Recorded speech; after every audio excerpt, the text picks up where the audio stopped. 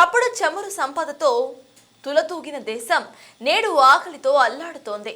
ఆకాశాన్నంటుతున్న ధరలు, పాతాళానికి పడిపోయిన కరెన్సీ విలువతో ఆ దేశ ప్రజల కడుపు మండిపోతుంది. వారి సహనం కట్టలు తెంచుకొని రోడ్లపైకి చేరింది. తిరుగుబాటు రూపంలో విస్ఫోటనంగా మారి ఇరాన్ను దహించి వేస్తుంది. నిరసన జ్వాలలు ఇరాన్ సరిహద్దులను దాటుతున్నాయి. అంతర్యుద్ధంతో అట్టడుగుతున్న ఇరాన్పై నేటి వీక్షణంలో ప్రత్యేక కథనం.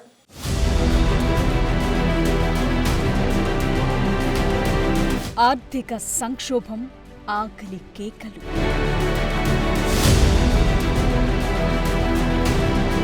తిరుగుబాటుతో ప్రజా విస్ఫోటనం.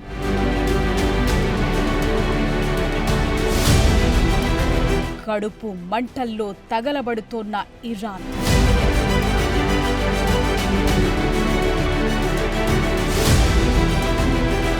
ఇరాన్ అగ్నిగుండంగా మారింది. దశాబ్దాల నియంతృత్వం, పాతాళానికి పడిపోయిన ఆర్థిక వ్యవస్థ, ఆకలి కేకల మధ్య ఆ దేశ ప్రజలు వీధులకెక్కారు. గత నెల 28న తెహ్రాన్ గ్రాండ్ బజార్లో మొదలైన నిరసన జ్వాలలు దేశంలోని 31 ప్రావిన్సుల్లో 21 ప్రాంతాలకు దావాగ్నిలా వ్యాపించాయి. నిరసనలు తీవ్రం కావటంతో ప్రభుత్వం గత్యంతరం లేక పబ్లిక్ హాలిడే ప్రకటించి దేశాన్ని షట్డౌన్ చేసింది.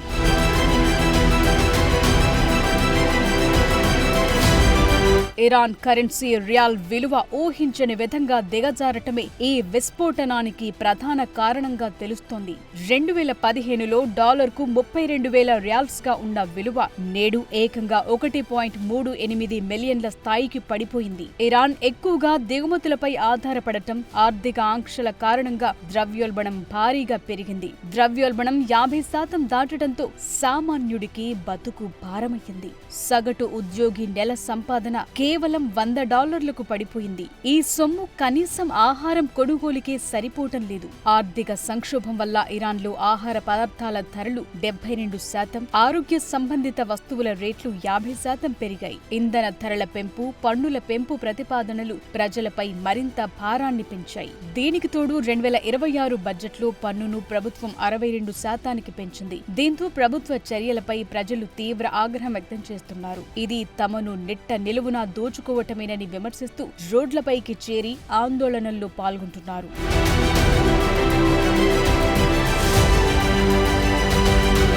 టెహ్రాన్లోని గ్రాండ్ బజార్ ఇరాన్ ఆర్థిక జీవనాడి. గత నెల 28వ తేదీన ఇక్కడి వ్యాపారులు షట్టర్లు మూసివేసి రోడ్లపైకి రావటంతో దేశం ఒక్కసారిగా స్తంభించిపోయింది. 1979లో ఇరాన్ రాజరికాన్ని కూల్చివేసి ఇస్లామిక్ విప్లవం రావటానికి ఈ గ్రాండ్ బజార్ సమ్మెలే నాంది పలికాయి. ఇప్పుడు మళ్లీ అదే పునరావృతమవుతుండటంతో పాలకుల్లో వణుకు మొదలైంది.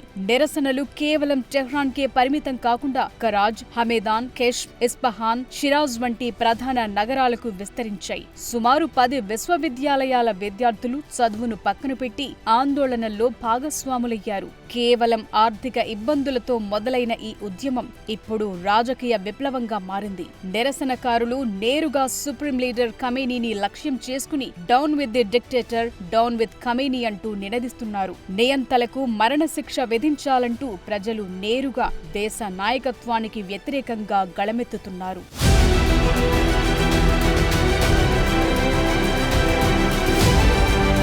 ఆర్థిక పరిస్థితి చేయిదాటడంతో central bank governor Mohammed Reza Farzin రాజీనామా చేశారు. ఆయన స్థానంలో అబ్దుల్ నాజర్ హెమ్మతిని ప్రభుత్వం నియమించింది. అయితే గతంలో విఫలమైన విధానాలు అమలు చేశారని పార్లమెంటు చేత తొలగించబడిన హెమ్మతిని మళ్లీ నియమించటంపై ప్రజలు మరింత ఆగ్రహం వ్యక్తం చేస్తున్నారు.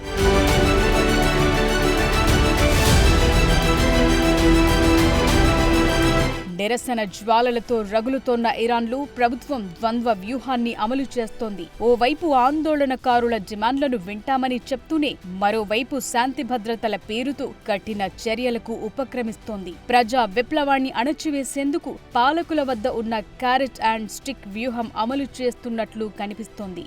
దేశంలో నెలకొన్న అశాంతిపై Iran prosecutor general Mohammad Movahedi Azad కీలక ప్రకటన చేశారు. నిరసనకారులు పరిధి దాటొద్దంటూ ఆయన గట్టి గట్టి హెచ్చరికలు జారీ చేశారు. ప్రజలు తమ ఆర్థిక ఇబ్బందులపై శాంతియుతంగా నిరసనలు తెలిపితే తమకేమీ ఇబ్బంది లేదంటూనే వార్నింగ్ ఇస్తున్నారు. నిరసనల పేరుతో ప్రభుత్వ ఆస్తులను ధ్వంసం చేసిన, ప్రజా జీవనానికి విఘాతం కలిగించిన లేదా భద్రతా దళాలపై దాడులకు దిగిన తగిన విధంగా స్పందిస్తామని హెచ్చరించారు. శాంతి భద్రతలకు ముప్పు వాటిల్లితే చట్టం తన పని తాను చేసుకుపోతుందని స్పష్టం చేశారు.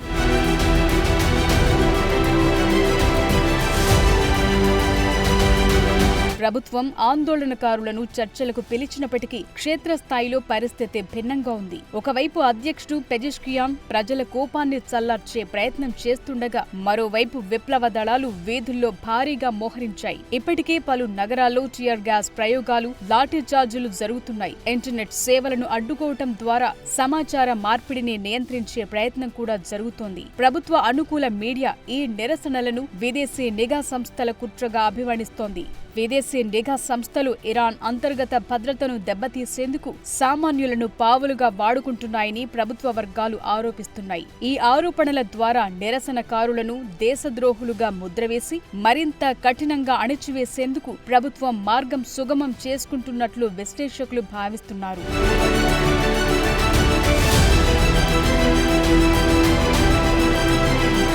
2022లో మక్సా అమీనీ మరణం తరువాత ఇరాన్ ఎదుర్కొంటున్న అతి పెద్ద ప్రజా విప్లవం ఇది. ప్రభుత్వం ఆంక్షలతో అణచివేయాలని చూస్తున్న ఆర్థిక కష్టాల్లో ఉన్న ప్రజలు మాత్రం చావో రేవో తేల్చుకోవటానికి సిద్ధమైనట్లు కనిపిస్తోంది. ప్రజాగ్రహంతో ఇరాన్లో పరిస్థితి ప్రస్తుతం గందరగోళంగా ఉంది. ఆహారం, ఔషధాలు, తాగునీరు వంటి కనీస అవసరాలు తీరని స్థితిలో ప్రజలు రోడ్లపైకొచ్చి తమ నిరసనను వ్యక్తం చేస్తున్నారు. ఈ నిరసన జ్వాలలు ఇరాన్ రాజకీయ ముఖచిత్రాన్ని మార్చే సరికొత్త విప్లవానికి దారితీస్తుందా లేదా అనేది వేచి చూడాలి.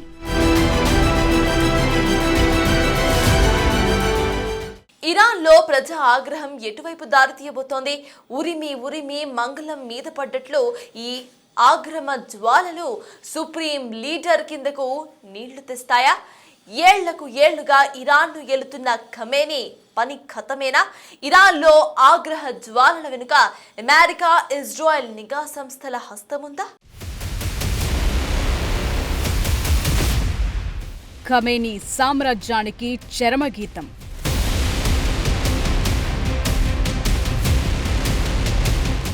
జనాగ్రహం ఎటువైపు దారితీస్తుంది?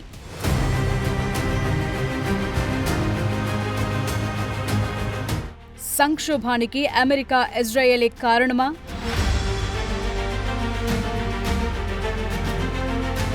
ఇరాన్ ప్రస్తుతం త్రిముఖ పోరాటాన్ని ఎదుర్కొంటోంది. ఓవైపు వీధుల్లో ఎగసిపడుతోన్న జనాగ్రహం, మరోవైపు అమెరికా విధిస్తోన్న ఉక్కిరిబిక్కిరి చేసే ఆంక్షలు, ఇంకోవైపు ఇజ్రాయెల్తో యుద్ధం తెచ్చిన విధ్వంసం. ఈ పరిణామాలు 86 ఏళ్ల supreme leader Ayatollah Ali Khamenei అధికారానికి ముప్పుగా పరిణమించాయనే ప్రచారం అంతర్జాతీయ స్థాయిలో ఊపందుకుంది.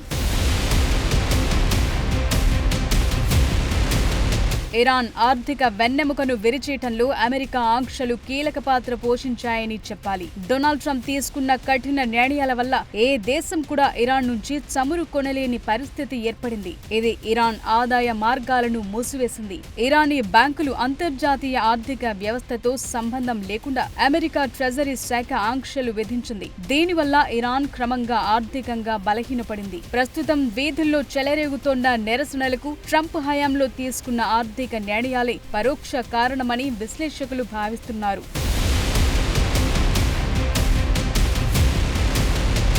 గతేడాది ఇరాన్, ఇజ్రాయెల్ మధ్య జరిగిన 12 రోజుల యుద్ధం ఇరాన్ ఆత్మవిశ్వాసాన్ని నామరూపాలు లేకుండా చేసింది. ప్రపంచం మొత్తం 3వ ప్రపంచ యుద్ధం వస్తుందని భయపడిన వేళ ఇజ్రాయెల్ తన అధునాతన వాయుసేనతో ఇరాన్ గుండెకాయ లాంటి అణు కేంద్రాలను చిన్నాభిన్నం చేసింది. ఇజ్రాయెల్ చేపట్టిన ఆపరేషన్ రైజింగ్ లయన్ ప్రధానంగా ఇరాన్ అణ్వాయుధ తయారీని అడ్డుకోవటమే లక్ష్యంగా సాగింది. ఇరాన్ అత్యంత భద్రతగా భావించే ఫోర్డో, నటాంజ్ అణు కేంద్రాలపై ఇజ్రాయెల్ క్షిపణులు విరుచుకుపడ్డాయి. అమెరికా సరఫరా చేసిన బంకర్ బస్టర్ బాంబులతో భూగర్భంలో ఉన్న కీలక యంత్రాలను ధ్వంసం చేశారు. ఈ దాడుల వల్ల ఇరాన్ అణు కార్యక్రమం కనీసం 2 నుంచి 3 ఏళ్లు వెనక్కు నెట్టబడింది. కేవలం ఆస్తులు మాత్రమే కాదు, ఇరాన్ మేధో సంపత్తిని కూడా ఇజ్రాయెల్ దెబ్బతీసింది.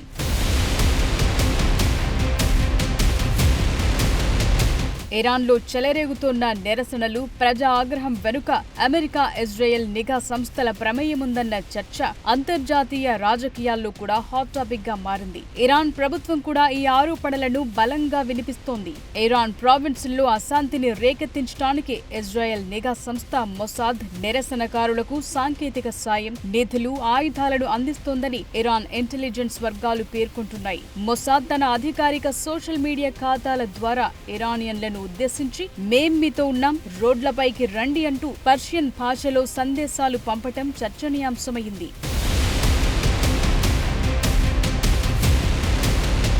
అమెరికా విధించిన కఠినమైన ఆర్థిక ఆంక్షల వల్ల ఇరాన్ కరెన్సీ పతనమై నిత్యావసరాల ధరలు పెరిగాయి. ఈ ఆర్థిక ఇబ్బందులే ప్రజలను రోడ్లపైకి తెచ్చాయంటున్నారు విశ్లేషకులు. అమెరికా నేరుగా నిరసనల్లో పాల్గొనకపోయినా ప్రజలు తిరగబడే పరిస్థితులను కల్పించడంలో కీలక పాత్ర పోషించింది. ఇరాన్ ప్రభుత్వ సమాచార వ్యవస్థలను, టీవీ ఛానళ్లను హ్యాక్ చేసి ప్రజలను రెచ్చగొట్టేలా CIA సైబర్ కార్యకలాపాలు నిర్వహిస్తోందన్న వాదనలున్నాయి. అమెరికా, ఇజ్రాయెల్ సంస్థలు నిరసనకారులకు ఇంటర్నెట్ సదుపాయం కల్పించడం, ప్రభుత్వ కమ్యూనికేషన్లను అడ్డుకోవటం ద్వారా ఉద్యమానికి పరోక్షంగా సహకరిస్తున్నాయని ఇరాన్ నిఘా వర్గాలు ఆరోపిస్తున్నాయి.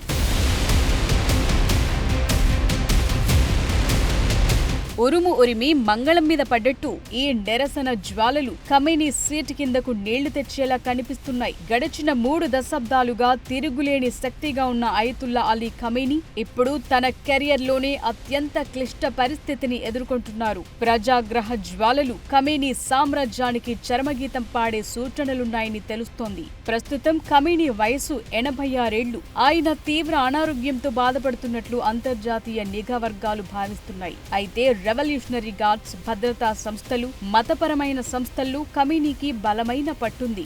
ఆయన పదవిలో ఉన్నంత వరకు ప్రభుత్వం కూలే అవకాశం కనిపించటం లేదు. కానీ 100 గొడ్లను తిన్న రాబంధు ఒక్క గాలివానకు కూలినట్లు ప్రజలు తలచుకుంటే ఎంతటి బలమైన ప్రభుత్వమైనా కూలిపోవాల్సిందే. ఈ క్రమంలో ప్రజల నిరసన జ్వాలలు ఖమేనీ నియంతృత్వాన్ని కాల్చివేస్తాయని అంచనా వేస్తున్నారు.